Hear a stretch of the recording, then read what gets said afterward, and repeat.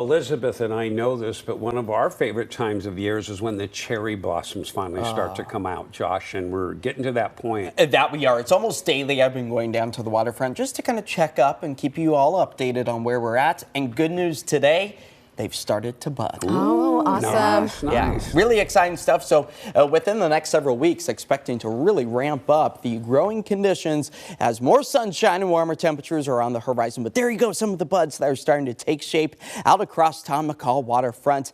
The Portland cherry blossoms, a staple for us here in the Pacific Northwest. And I do anticipate we'll be nearing the peak as we work our way towards March 21st. But then by the end of March, that's where we are expected to start to lose some of those blossoms, petals, and transition over into the summer leaves. So it all happens very rapidly, as does the higher pollen counts that we expect to see as we work our way towards the end of the week, back up to the moderate to high categories. So now is a good reminder to keep that allergy medication close at hand.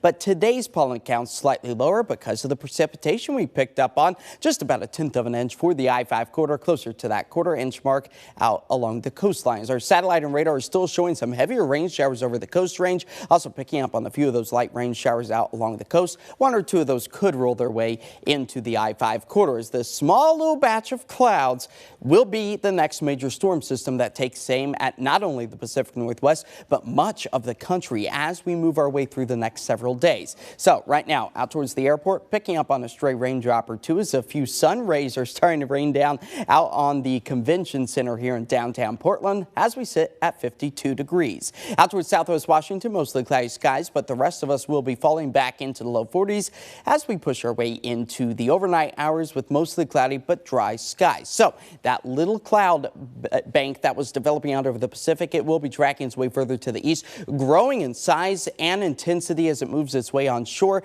just clipping the Pacific Northwest. That means we'll be just seeing an increase in the cloud coverage that will come likely with height and cirrus conditions as we anticipate the ridge of high pressure to build over the next several days.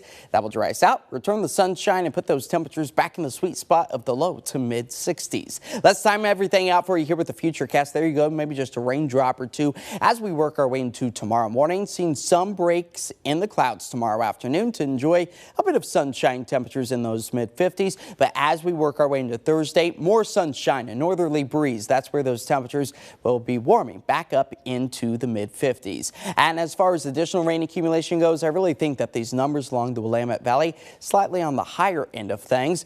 But I do anticipate maybe a couple of 1/100ths to 1/10 of an inch possible along the coast as our snow elevation level continues to hug the 4,000-foot mark. Now, as we dry out our skies, this is where the snow will start to melt below that as we maybe put an additional 1 to 3 inches over places like Mount Hood. So a nice little dusting for those ski resorts after we've managed to put down a couple of inches for Timberline Lodge, Meadows, as that base layer continues to stabilize. Tonight here in the city, 40 degrees. That's where we expect to fall to. Hey, maybe the gardeners are getting excited, especially with those cherry blossoms getting underway. You got some dry skies, all thanks to Owl's Garden and Home for giving us that forecast. As our temperatures out along the coast tomorrow, low 50s for us, the I-5 corridor, a mix of the sun and the clouds, mid 50s for those afternoon highs.